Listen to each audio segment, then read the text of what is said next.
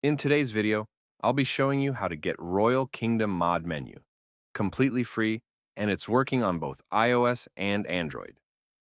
As you can see on your screen, this will give you all the hacks in the game, as well as unlimited coins, hearts, and potions for both iOS and Android.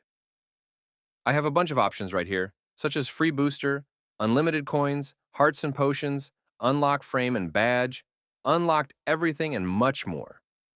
First of all, you need to make sure that your Royal Kingdom game is updated to the latest version.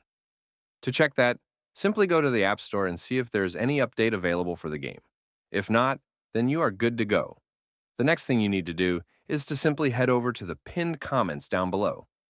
There, I explain exactly where you can get Royal Kingdom++. So, just head over to the pinned comments. Leave a like if this method worked for you at the end, and that's it. See you all in the next video.